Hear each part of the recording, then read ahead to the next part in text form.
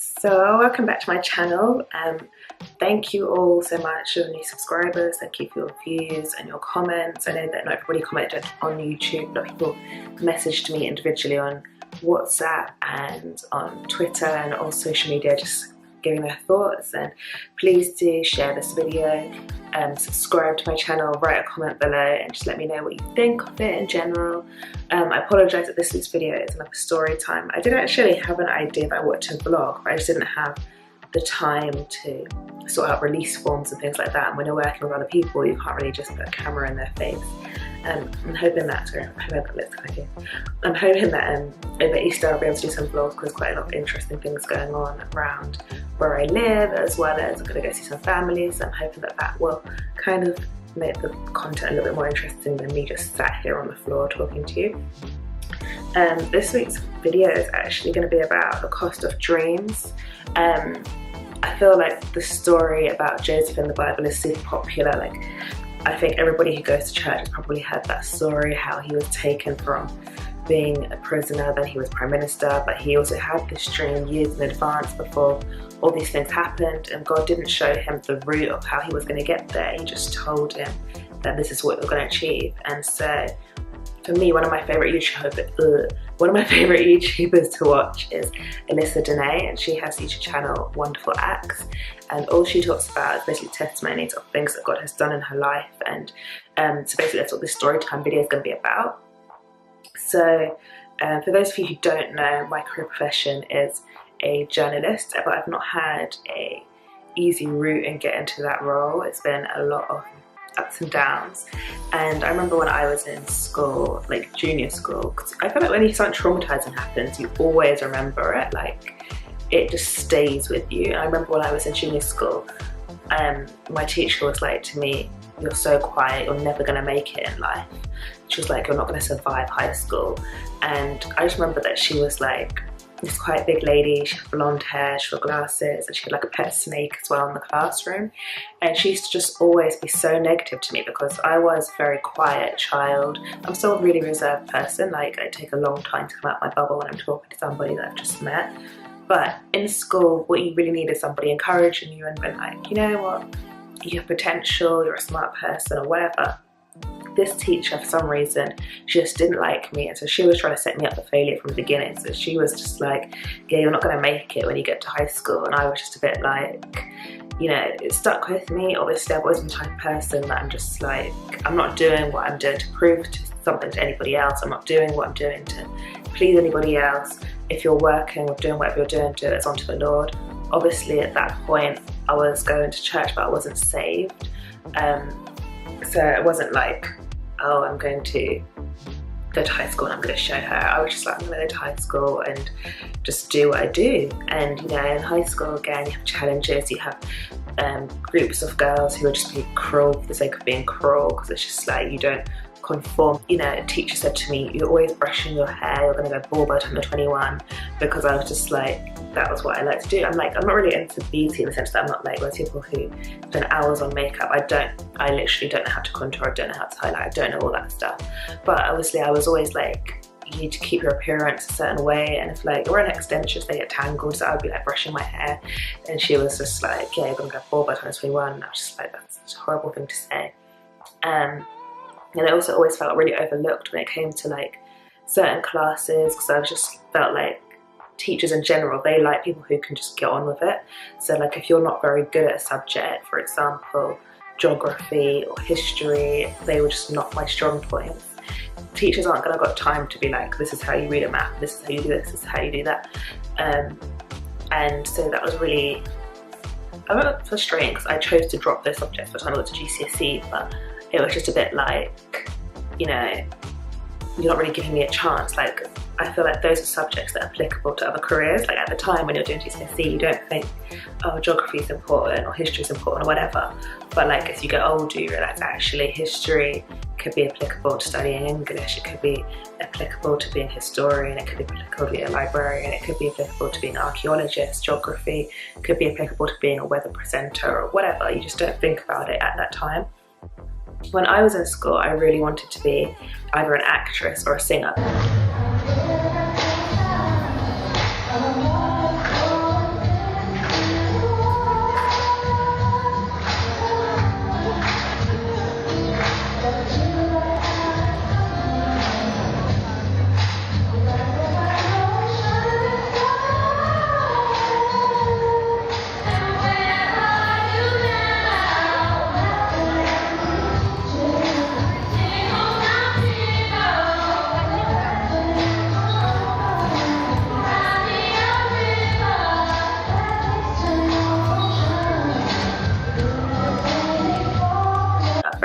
cannot act like, I don't, obviously I was a quiet person, so me wanting to be an actress just really didn't make sense. But I really wanted to be an actress, so I did GCSE drama, then I did GCSE music as well because I really like singing. And one of the girls actually who was always a bit like weird to me at school, she wrote in my book like, if you want to be a singer, it's really not that hard, and like some other like petty comment that I'm even gonna bring up right now. And obviously again, that's like another thing that stuck with me. Also in art class, one boy was like to me, oh, you're so fat, you're always in the way. And like I just burst into tears that day in art class, and obviously the teacher was like, sent him back in to apologise, all that stuff. And it's like, yeah, he might apologise at that time, but obviously it stays with you, especially like if you're a teenager, when you're going through like changes in your body and you're just trying to adapt and figure out who it is you are as a person, figure out what your body is and what suits your body, what's flattering. And so all these things obviously impacted my own outlook of what I thought that I could achieve, who I could be, what I could become. When I went to college, I didn't know what I wanted to do, I didn't know who I wanted to be. But so I just chose subjects that I was good at, and that was the same thing that I did at university. I didn't know what I was doing, didn't know who I wanted to be. And it's only now when I'm older and I look back on life that I think to myself, actually, you know what? God was aligning everything to get to a point where my career would just come to itself and just make sense of itself, but I didn't have to do all this stuff. And so, you know, with Joseph, he had this dream, and it wasn't necessarily a dream that he was like, oh, this is what I want to achieve, but it was like, this is the vision that God placed within him and said, this is what I'm gonna bring for you to achieve in your lifetime. And so for me, I would always spend like my Sunday mornings and stuff reading the newspaper out loud to my dad. I would say it like in the presenter voice, like I would mimic BBC News. I would watch the news at like 6 AM before school every day. And whenever I had like exams, whether it be GCSEs or A-levels and stuff, I always did best in my English classes, but I never really put any thought into it to say that, should I look for a profession in English? I was just like, this is what I'm good at. But I knew that what I really enjoyed was more creative stuff. So I was like, I don't even know, like I hadn't even know what a journalist was, I don't think, at that time, because it just never crossed my mind to explore careers in English.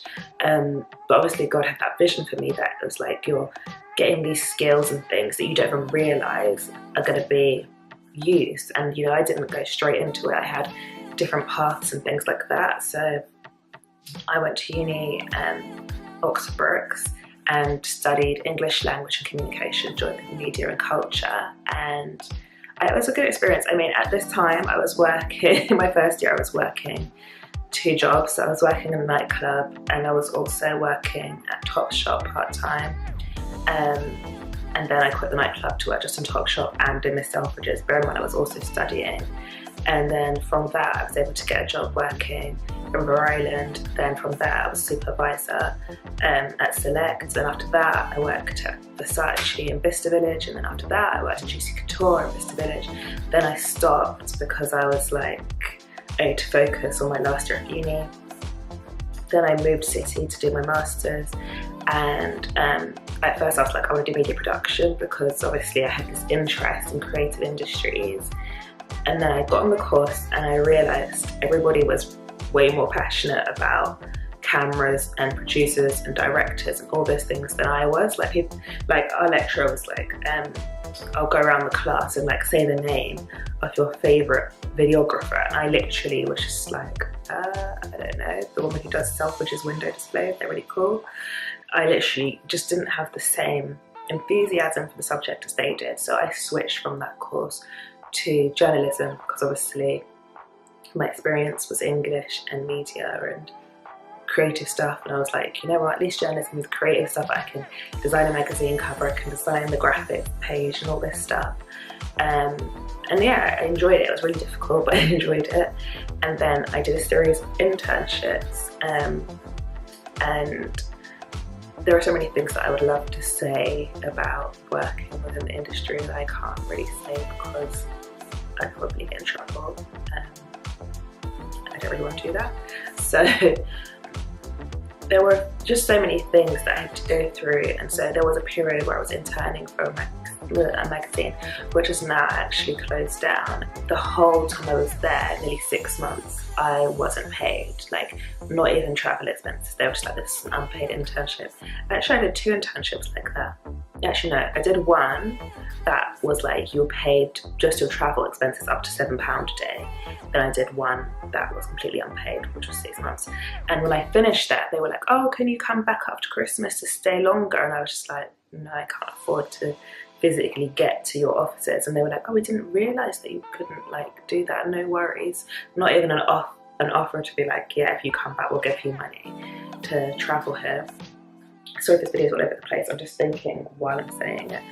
Then I did another internship for a more well-known magazine, similar genre, but it was just a lot more well-known. And again, they were like, we'll pay you travel expenses and food and drink up to £12 per day. So at least I had some money coming in, but I didn't make enough money to do anything. I couldn't go socialise and I couldn't go visit my family in town because I just didn't have money for it. And my family were really supportive during that time in terms of helping me with a drink. I felt really blessed for it, but it was also representative of the industry. You might be able to take a student loan to be able to go get your degree or whatever, but then actually breaking into the industry and getting the experience for it is very elitist in terms of you need to be able to budget very well, to be able to work part-time and juggle and have money, or to be able to have a family that will support you.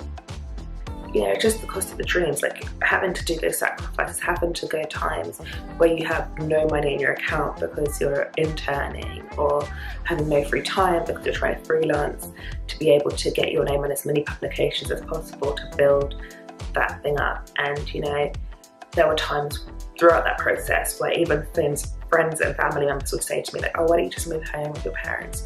Or, you know, why don't you just go back to working in retail? Why don't you just go back to doing this or doing that? And people really couldn't understand why I had this drive and this vision, I guess, for stepping into journalism. And, you know, it's a continuous thing. Journalism is an industry that is being bashed left, right and centre because, you know, there's so many voices, especially with social media. People say that this publication is saying this is doing that, that's doing wrong, this is doing that. Places closing down every day. Journalists not really earning that much money because people aren't paying for advertising and all those things. Revenue streams have changed. But you know, God has always seen me through, has always helped me out. So I think, you know, during that parallel again back to Joseph, when he was, you know, a prisoner, he obviously didn't have his home luxuries, home comforts, but at the same time he never turned to God and bashed God, and he never said to God, I had this dream, I had this vision, why has it not happened yet? He was just patient and waited on God. And I think that's one of the things that, if you're chasing your dream, that you always have to remember, you always have to think to yourself, okay, maybe the vision is not now, but it's for an appointed time. So if you talk about Esther, she says, maybe you're called for such time as this. That's no sooner, no later. If God has called you to be doing something, that's when you're going to do it. And I may not have had that revelation when I was younger, that this is the path that I was going to take and this is where I was going to go.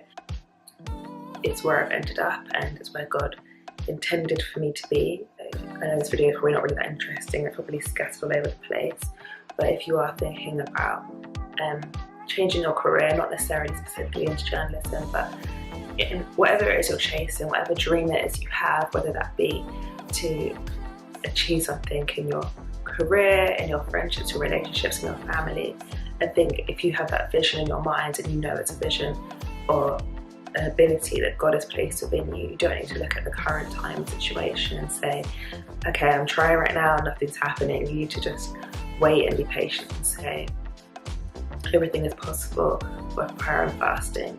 And you might be thinking to yourself, I've tried that and I'm still stuck into this place where I'm doing unpaid internships. I'm still stuck into this place where I'm not getting interview opportunities and things like that. And it just reminds me of the scripture in the Bible where Jesus says, you know, some things, they only happen through fasting.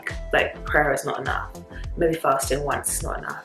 Sometimes you've got to just sacrifice your time, sacrifice home comforts and luxuries to see that acceleration in your life. And so this video, again, I know it may come across more like, oh, she's preaching at us.